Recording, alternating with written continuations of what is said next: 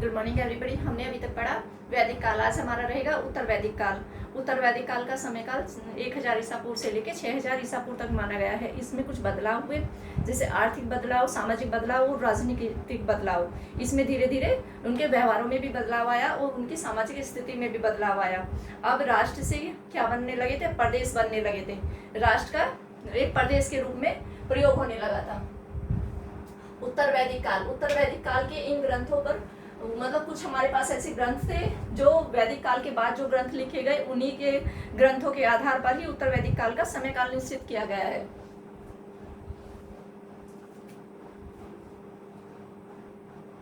उत्तर वैदिक काल उन ग्रंथों पर आधारित है जिनकी रचना ऋग्वेद काल के पश्चात हुई थी। कब हुई थी? ऋग्वेद काल के पश्चात हुई थी इनकी रचना। ऋग्वेद काल के बाद में जो हुई थी इनकी रचना, उस पर आधारित है ये। इसका समय काल क्या माना गया है? 1000 ईसा पूर्व से लेके 6000 ईसा पूर्व तक इसका समय काल माना गया है उत्तर वैदिक काल का। इसके कौन कौन से क्षेत्र थे? उत्तरी गंगा के मैदान। कौन से थे? उत्तरी गंगा के मैदान इसके मुख्य क्षेत्र थे। इसमें लगभग क्या मिला है? 700 स्थल मिले हैं। कितने? सबसे ज्यादा संख्या में लगभग 700 स्थल मिले हैं इसमें, जहां पर सबसे पहले इन्होंने ये बस्तियां अपनी स्थापित की थी। कहाँ? उत्तरी गंगा के मैदानों के किनारे। इनका निवास स्थान कहाँ था? हमेशा नदियों के किनारे ही रहा। इन्होंने क्या करा? मिट्टी के चित्रित इनके बर्तन थे भूरे रंग के। उसमें क्या था? उसमें कटोरे और थालियां। इन्होंने कटोरी और थालियों को प्रयोग में लाए ये। इसमें भरत और कुरु, भरत का नाम भी आपने सुना होगा। कुरु का भी एक मुख्य नाम है, ये भी इसमें भी प्रसिद्धि है। इसके प्रमुख कबीले थे। कौन से थे? भरत और कुरु, जो सरस्वती नदी, कौन सी नदी पर थे? सरस्वती नदी और दुर्सदवती नदी के पास थे ये। कुरु ने धीरे धीरे दोआब की तरफ दोआब के ऊपरी भाग की तरफ अपने विस्तार को बढ़ाया। जैसे दिल्ली हुआ, मेरठ हुआ, तो इन क्षेत्रों में इन्होंने धीरे धीरे अपना विस्तार किया। कहाँ? दिल्ली,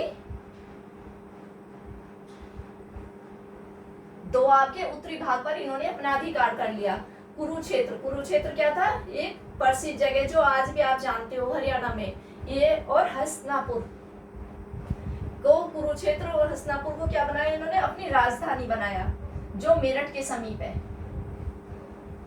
महाभारत में महाकाव्य की रचना भी इसी काल में, महाभारत के महाकाव्य की रचना हुई थी।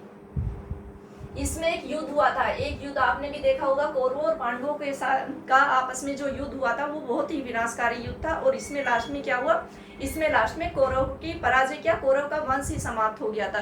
तो उसका समय काल क्या था? 950 ईसा पूर्व। इतिहास हमें कुछ समझने की भी हमारे अंदर एक इच्छा जागरूक करता है, यानी कि हम उस चीज को भी देखते हैं, इससे सीख मिलती है कि क्या सही हुआ था, क्या गलत हुआ था। हमने रामायण भी पढ़ी, उसमें कितनी अच्छी सीख मिली। और महाभारत, इसमें क्या हुआ था? कौरवों का विनाश हो गया था, यानी कि आपस में ही भाइयों का विनाश हो गया था। जो कथाएं बहुत प्रचलित थी। इसका अनुमान लगाया जाता है कि हस्तिनापुर में कभी बाढ़ आई थी। बाढ़ आने के बाद इसमें सब वो बह गए थे, बाढ़ में सभी लोग बह गए थे। जो बचे हुए थे वो इलाहाबाद के समीप, जो आज का प्रयागराज है, इलाहाबाद के पास कौशाम्बी एक जगह है, कौशाम्बी के पास जाकर बस गए थे ये लोग। कहाँ बस गए थे? कौशाम्बी के पास। 6000 ईसा पूर्व तक उत्तर प्रदेश में कौशल व बिहार में विदेह नामक राज्यों की भी स्थापना होने लगी, जहाँ वैदिक लोग धीरे धीरे अपनी बस्तियां बसाने लगे थे या बसने लगे थे। इन लोगों के पास क्या थे? लोहे के ज्यादा से ज्यादा हथियार थे। क्या थे? इनके औजार कैसे थे? लोहे के ज्यादा होते थे, चालित क्या होते थे? इन्होंने अब रथों को भी हाँकना शुरू कर दिया था। अब रथ भी थे। इन्होंने बताया कि घोड़े और गाय को इन्होंने विशेष रूप से पालना शुरू किया था। तो इनके औजारों में किसकी मात्रा ज्यादा मिलती है? लोहे की। लोहे को क्या बोलते थे ये? श्याम या कृष्ण अयस्क के नाम से लोहे को जाना जाता था। इनकी राजनीतिक संरचनाएं उत्तर वैदिक काल में विद्या जो इनकी एक संस्था थी, अब वो धीरे धीरे वो उसका लोप हो चुका था, यानी कि अब धीरे धीरे वो संस्था खत्म हो चुकी थी। अब इसकी जगह कौन सी आगे थी? सभा और समिति नाम की दो संस्थाओं ने जगह ले ली थी, जो राजा एवं अभिपात्य वर्ग का वर्चस्व इसमें स्थापित था। जो राजा होते थे और जो एक विशेष प्रकार के ब्राह्मण या उच्च कुल के लोग होते थे, उनका इनमें वर्चस्व स्थापित था। सभा नामक संस्था में स्त्रियों का प्रवेश, जहाँ पहले वैदिक काल में स्त्रियों को सबसे ज्यादा मान सम्मान दिया गया, तो वहीं सभा नामक संस्था में इनका प्रवेश निषिद्ध था, इनका प्रवेश नहीं था उसमें। कुलीन तथा ब्राह्मण वर्ग का वर्चस्व इसमें स्थापित हो चुका था।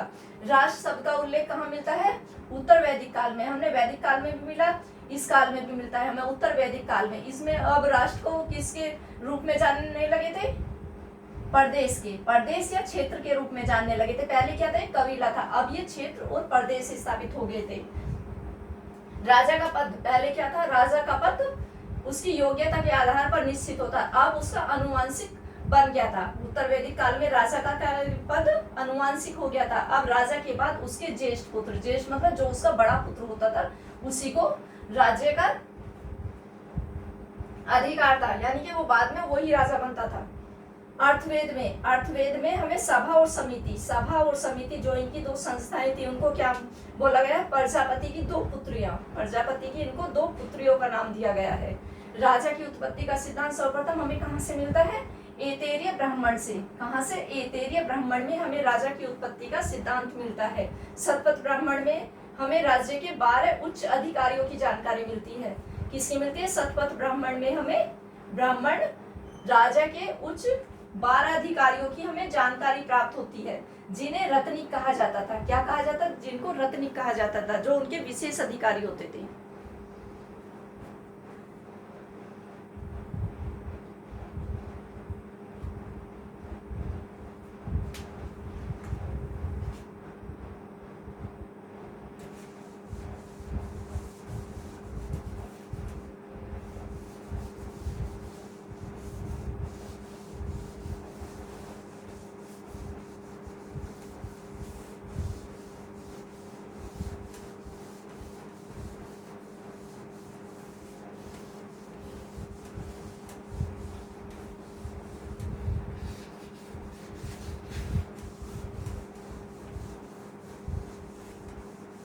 वैदिक काल और उत्तर वैदिक काल में आते आते धीरे उनके कुछ बदलाव आ गए थे। कौन कौन से बदलाव थे? वो अभी आपने देखा, राजनीतिक, सामाजिक और कुछ आर्थिक बदलाव भी उनके आए थे। तो जो उनकी 12 समितियां थी, 12 समितियों में कौन कौन थे उनके? जो उनकी 12 समितियां थी, 12 समितियां, उनमें कौन थे?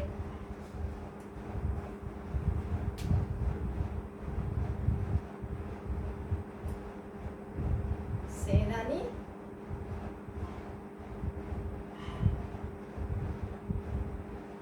सेनानी, पुरोहित,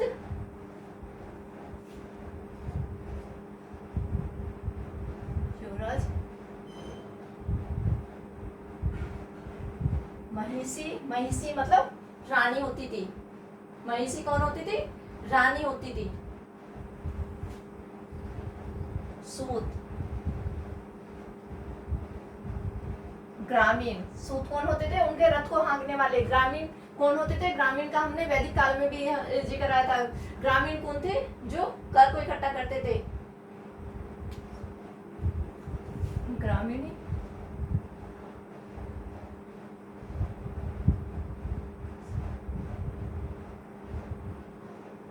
संग्रहकर्ता,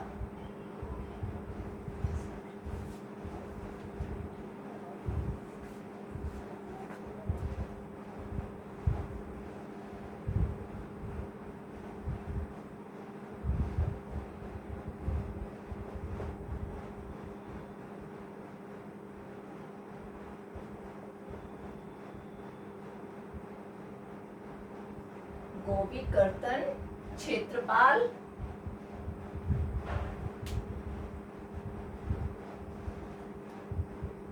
तथा पालागार। कौन थे ये? 12 समितियां कौन सी थी? पालागार। 12 समितियां थी, इसमें कौन थे? सेनानी, पुरोहित, युवराज, महिषी।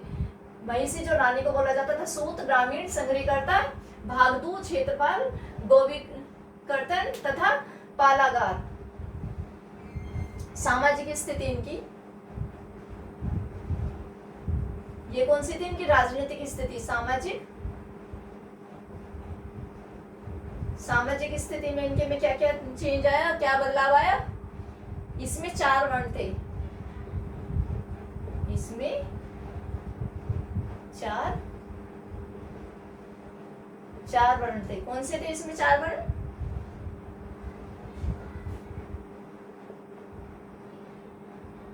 ब्राह्मण, क्षत्रिय, वैश्य,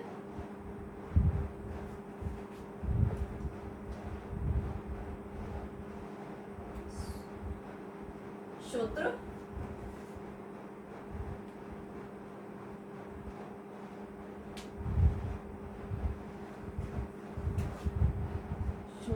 कौन से थे इसमें? ब्राह्मण, क्षत्रिय, वैश्य, शूद्र। इसमें यज्ञों का अनुष्ठान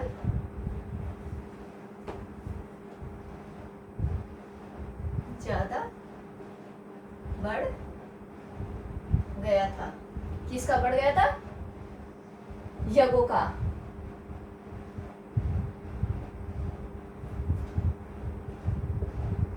इससे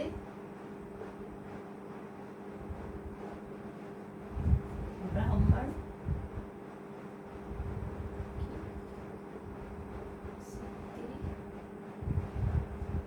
में अपार वृद्धि हुई थी। ब्राह्मण को एक श्रेष्ठ माना जाने लगा था इसमें।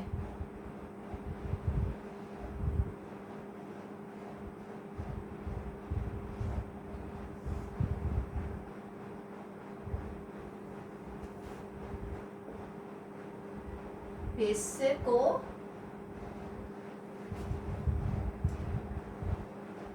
जन सामान्य की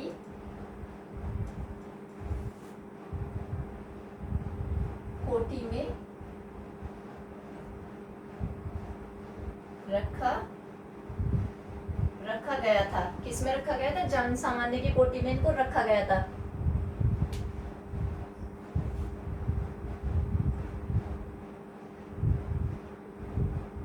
वैसे ही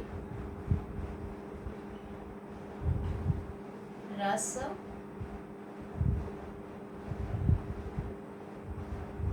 चुकाता था। राजस्व कौन चुकाता था? वैसे ही चुकाता था।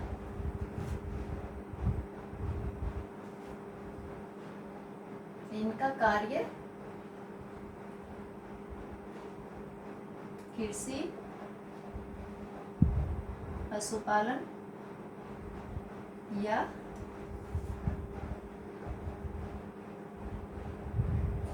शिल्पकारी था। पशुपालन, शिल्पकारी था।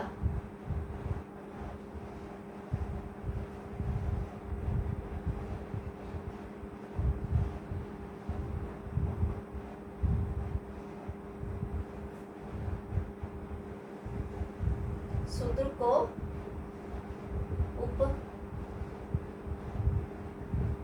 उपनयन का अधिकार, शूद्र को उपनयन का अधिकार नहीं था और ना ही शिक्षा का अधिकार था। उनको यज्ञ में भी अनुमति नहीं थी। उनका कार्य तीनों वर्णों की सेवा करना था। क्या था? शूद्र का कार्य सिर्फ तीनों वर्णों की सेवा करना था।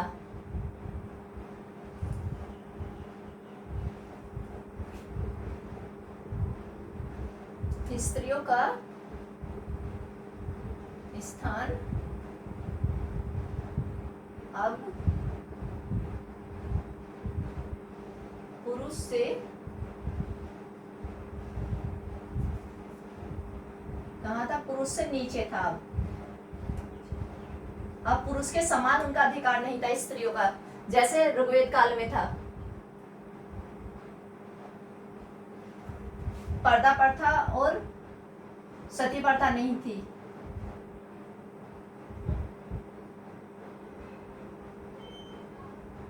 पर्दा, एक सेकेंड,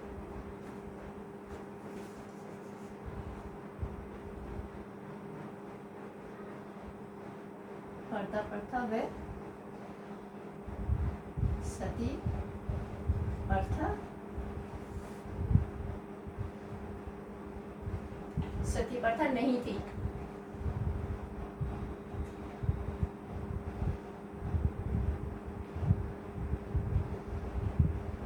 गोत्र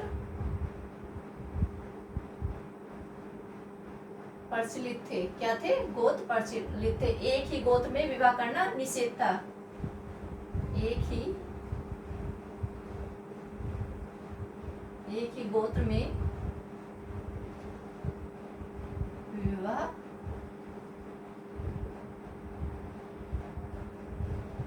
निषेध था, यानी कि विवाह नहीं माना जाता था।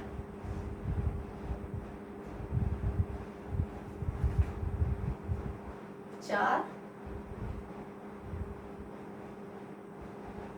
आश्रमों का उल्लेख था। चार आश्रमों का उल्लेख था।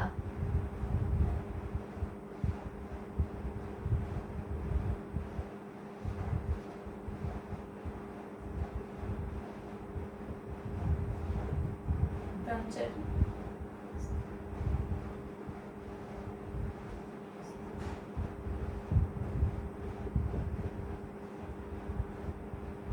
वानप्रस्थ, संन्यास।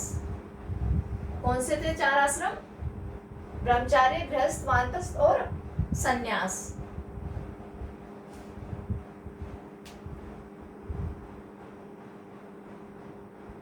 गृहस्थ आश्रम, गृहस्थ आश्रम का अलग से महत्व था। ये सभी में श्रेष्ठ था।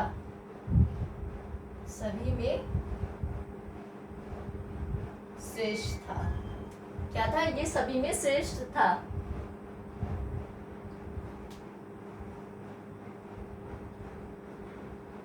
इसी में पंच महायज्ञ का भी उल्लेख था। क्या था? गृहस्थ आश्रम में ही पंच महायज्ञ का भी उल्लेख था।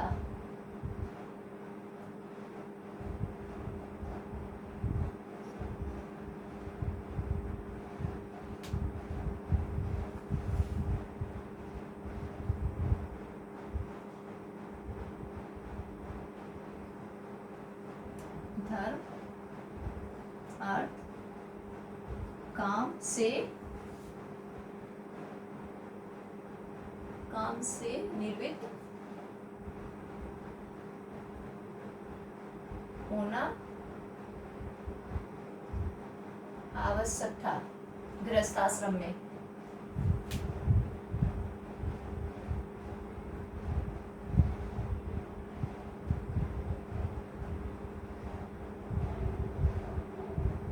ऋषिऋण, पितृऋण,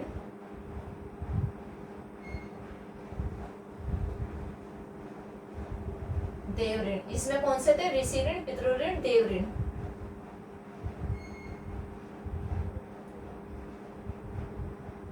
वैदिक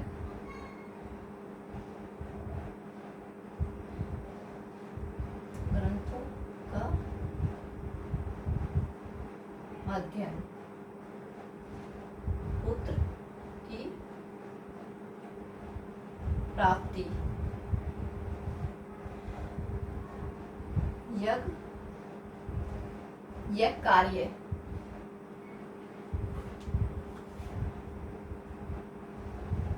विवाह के प्रकार, विवाह के 8 प्रकार होते थे। विवाह के 8 प्रकार थे।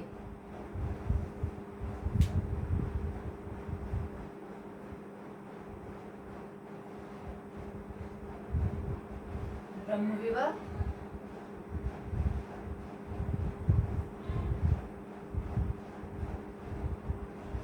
ब्रह्म विवाह, देव विवाह, आर्य,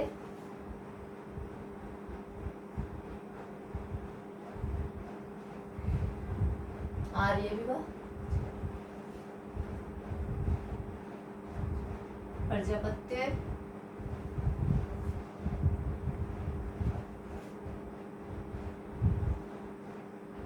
आसुर,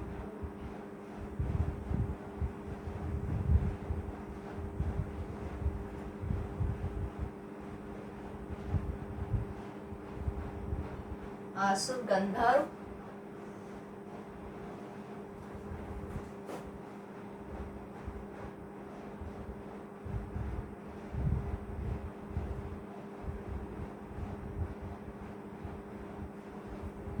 आसुर, गंधर्व, पेशाच,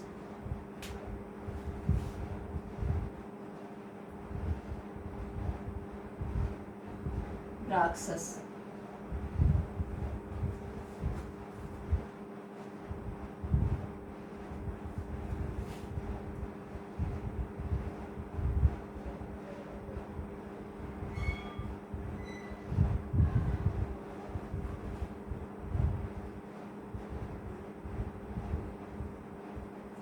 इसमें देखो इसकी समितियां 12 समितियां कौन सी थी? सेनानी, पुरोहित, युवराज, महिषी, सूत्र, ग्रामीण, संग्रहकर्ता, भागदूत, क्षेत्रपाल, गोवर्धन तथा पालागार। इसकी ये समितियों के जो इसके अधिकारी थे वो थे। सामाजिक स्थिति क्या थी इसमें? इसको 4 वर्णों में विभाजित किया हुआ था। इसके भी 4 वर्ण, ब्राह्मण, क्षत्रिय, वैश्य और शूद्र। इसमें यज्ञों का अनुष्ठान ज्यादा होने लगा था।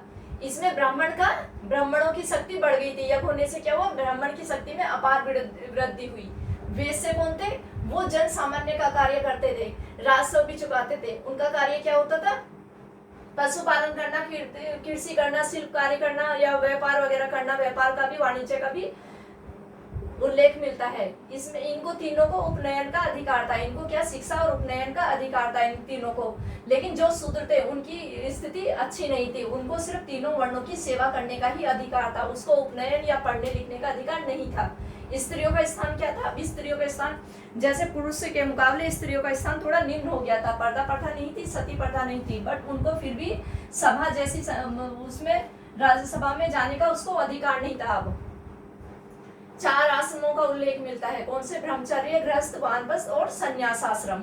सबसे श्रेष्ठ कौन सा आश्रम माना गया है? गृहस्थ आश्रम। इसमें सबसे श्रेष्ठ कौन सा था? गृहस्थ आश्रम। इसमें पंच महायज्ञ का भी उल्लेख है। क्या है? पंच महायज्ञ। इसमें धर्म, अर्थ और काम का उल्लेख है। इसमें इन चीजों से निवृत्त होके क्या था? फिर संन्यास आश्रम था। वो इनसे वानप्रस्थ आश्रम था। फिर इसमें ऋषि। इसमें 3 कौन कौन से श्रेष्ठ थे गृहस्थ आश्रम में? ऋषि ऋण। ऋषि ऋण कौन सा था? वैदिक ग्रंथों का अध्ययन करना। वैदिक ग्रंथों का अध्ययन करना। पितृऋण। पितृऋण कब उतरता था? पुत्र की प्राप्ति के बाद। देव ऋण, यज्ञों के द्वारा यज्ञ करना अनिवार्य था। इसमें विवाह के भी प्रकार हो गए थे। विवाह के भी 8 प्रकार थे। कौन से? इसमें ब्रह्म विवाह, देव विवाह, आर्य विवाह, प्रजापति विवाह, असुर, गंधर्व, पेशाच, राक्षस विवाह। ये लेकिन इसमें ब्राह्मण विवाह, देव विवाह और आर्य विवाह इन्हीं को श्रेष्ठ माना गया है। ये क्या थे? ये श्रेष्ठ नहीं थे। प्रजापत्य, असुर, गंधर्व, पेशाच, राक्षस विवाह ये क्या थे? ये आज भी जैसे आज समाज में मान्य नहीं है, ऐसे ही ये समाज में उस टाइम के भी मान्य नहीं थे। इसको जोर जबरदस्ती द्वारा विवाह किया जाता था। इसमें ब्राह्मण विवाह और देव विवाह और आर्य विवाह इन्हीं तीनों विवाहों को श्रेष्ठ माना गया था। ब्राह्मण विवाह में क्या था? कन्या के माता पिता द्वारा योग्य वर की खोज की जाती थी। ब्राह्मण विवाह में कन्या के माता पिता द्वारा वर की खोज की जाती थी। आर्य में 2 गाय के बदले अपनी कन्या का विवाह किया जाता था। यानी कि गाय क्या थी? बहुमूल्य चीज थी। उसके बदले अपनी पुत्री का विवाह किया जाता था।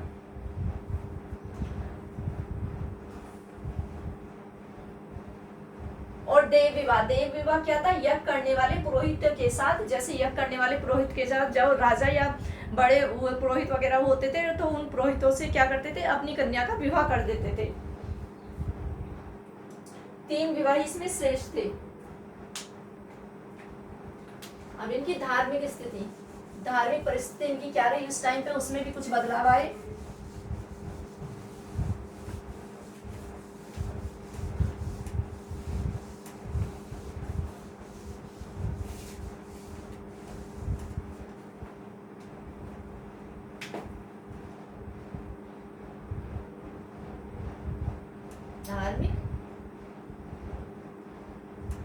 आर्थिक स्थिति में कौन कौन से परिवर्तन थे इसमें?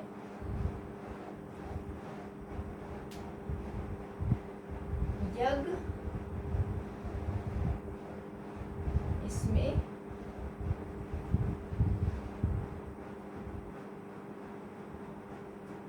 अनिवार्य हो गया था।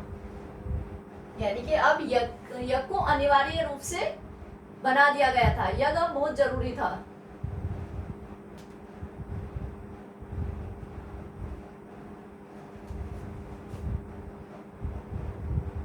इंद्र और वरुण अब क्या थे? प्रमुख देवता नहीं थे। इनका स्थान प्रजापति ने ले लिया था। अब इंद्र और वरुण की जगह ज्यादा किसका स्थान था? प्रजापति का। अब प्रजापति को इनके स्थान पर ले लिया गया था। प्रमुख देवता कौन थे? प्रजापति।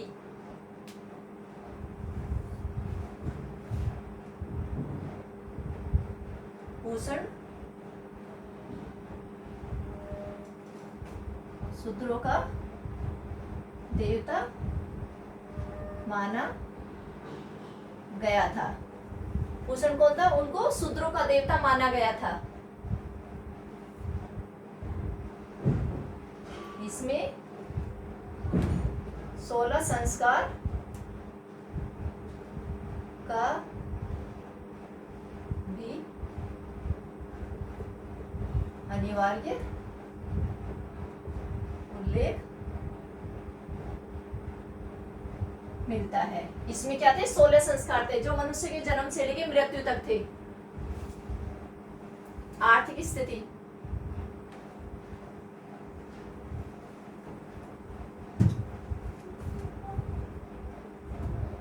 आर्थिक स्थिति,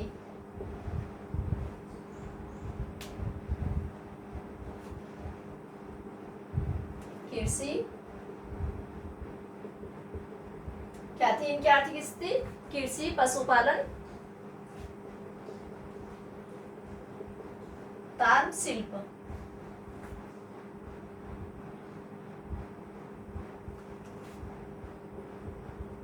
इसमें समुद्री यात्रा का भी उल्लेख मिलता है। किस चीज का उल्लेख मिलता है? समुद्र यात्रा का भी उल्लेख मिलता है।